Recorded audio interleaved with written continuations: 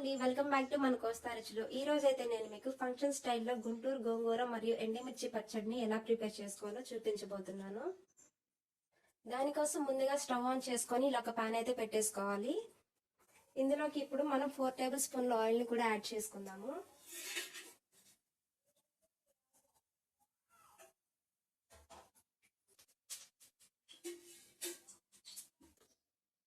Oil heat అయిన తర్వాత ఇప్పుడు ఇందులోకి పోపు దినుసులు కూడా యాడ్ చేసుకుందాము.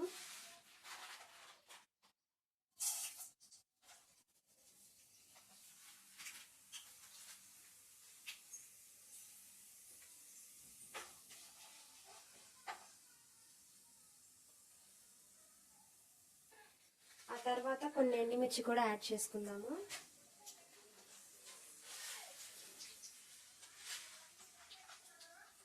అలాగే ఒక టేబుల్ స్పూన్ వరకు జీలకర్ర కూడా యాడ్ చేసుకున్నాము.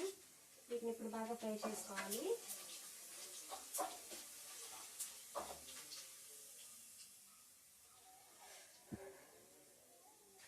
పోపు బాగా ఫ్రై అయిన తర్వాత ఇందులోకి కొంచెం పసుపు కూడా యాడ్ చేసుకుందాం.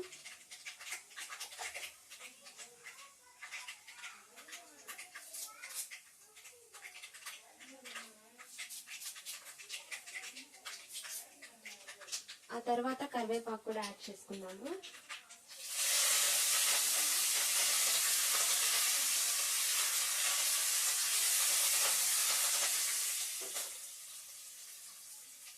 ఇప్పుడు ఇందులోకి 2 మీడియం సైజ్ టమాటాలు చిన్నగా కట్ చేసి పెట్టుకున్నాను. అలాగే ఒక 4-5 పచ్చిమిర్చి, ఒక 3 ఆనియన్ ఇలా పొడవుగా కట్ చేసి పెట్టుకున్నాను. ఇప్పుడు వీటిని ఈ పోపులో వేసేసుకోవాలి.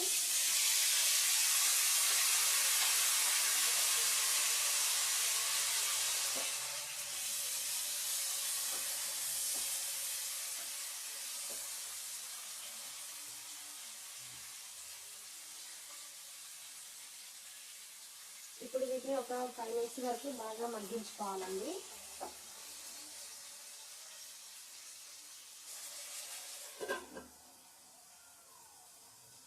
మధ్య మధ్యలో కలుపుకుంటూ ఒక 5 మినిట్స్ వరకు మగ్గించుకున్నాము.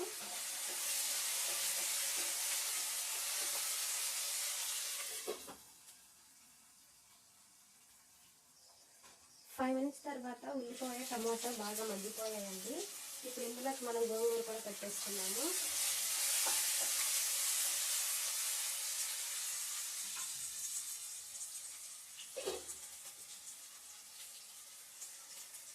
నేను 2 పెద్ద సైజు గోంగూర కట్టని తీసుకున్నాను. ఇలా బాగా వాష్ చేసుకోవాలి.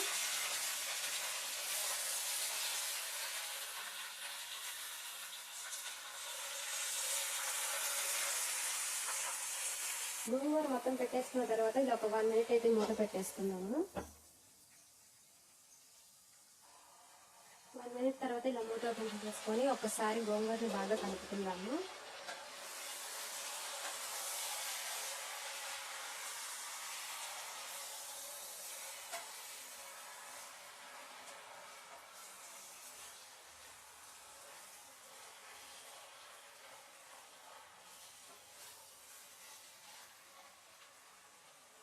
ఇలా గోంగూర మొత్తం కలుపుకున్న తర్వాత ఇప్పుడు ఇందులోకి మనం టేస్ట్కి సరిపడా సాల్ట్ని కూడా యాడ్ చేసుకుందాము.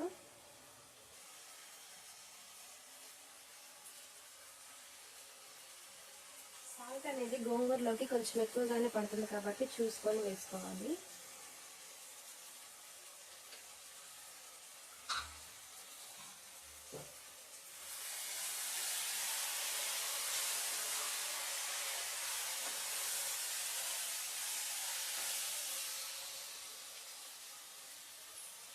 సాల్ట్ వేసుకున్న తర్వాత ఇప్పుడు స్టవ్ని లో ఫ్లేమ్లో పెట్టుకొని ఒక 2 మినిట్స్ ఇలా మగ్గించుకుందామండి. ఈలోపు మనం ఇందులోకి కారం కూడా ప్రిపేర్ చేసుకుందాము. ఇప్పుడు కారం కోసం మనము ఇలా ఒక ప్యాన్లోకి కొంచెం ధనియాలు అంటే ఒక టేబుల్ స్పూన్ వరకు తీసుకోండి. అలాగే ఒక టేబుల్ స్పూన్ వరకు జీలకర్ర,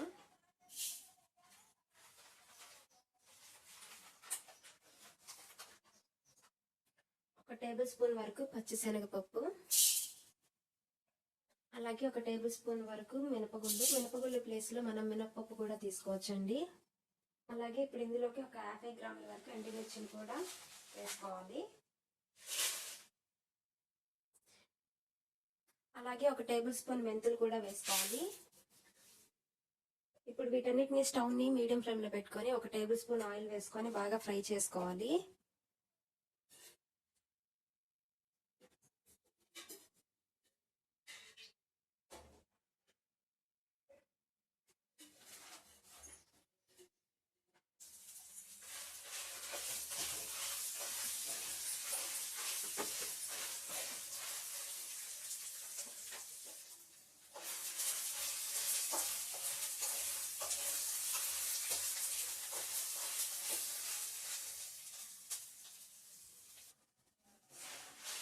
ఇవైతే బాగా ఫ్రై అయిపోయినాయండి. ఇప్పుడు స్టవ్ ఆఫ్ చేసుకొని వీటిని చల్లారనివ్వాలి. ఇప్పుడు ఫ్రై చేసుకున్న దినుసులన్నీ చల్లారిన తర్వాత ఇలా ఒక మిక్సర్ జార్లోకి తీసుకొని ఫైన్గా పౌడర్ చేసుకుందాము. ఇలా కొంచెం ఒక నిమ్మకాయ సైజు చింతపండును కూడా యాడ్ చేసుకోవాలి. ఇలా కొంచెం కచ్చాపచ్చాగా పౌడర్ అయిన తర్వాత ఇప్పుడు ఇందులోకి ఒక వెల్లుల్లి ఇలా రెబ్బలు తీసుకొని వేసుకోవాలి. అలాగే ఇందులోకి ఇప్పుడు కొంచెం సాల్ట్ కూడా యాడ్ చేసుకుందాము. కొంచెం చాలు, ఎందుకంటే మనం ఆల్రెడీ గోంగూరలో యాడ్ చేసాం కాబట్టి. మళ్ళీ ఒకసారి మిక్సీ వేసుకుందామండి. సో ఫైనలీ మనకి గోంగూరలోకి కారం అయితే రెడీ అయిపోయింది. ఇప్పుడు ఒకసారి గోంగూర కూడా చెక్ చేసుకొని కారంని కూడా యాడ్ చేసుకుందాము.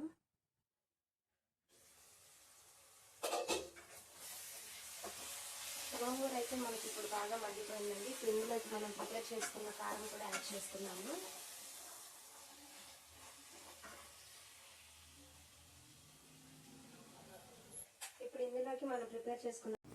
ఇప్పుడు ఇందులోకి మనం ముందుగా ప్రిపేర్ చేసుకున్న కారం మొత్తం కూడా యాడ్ చేసుకుందాము. కారం ఎక్కువగా తినే వాళ్ళు ఉంటే కొంచెం ఎక్స్ట్రా కూడా యాడ్ చేసుకోవచ్చండి, ఏం కాదు. గోంగూర కాబట్టి కారం అనేది ఎక్కువగానే పడుతుంది.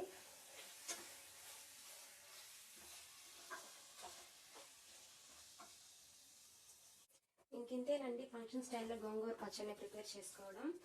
నా ఈ రెసిపీ మీకు ఎలా అనిపించిందో నాకు కామెంట్ బాక్స్లో తెలియచేయండి.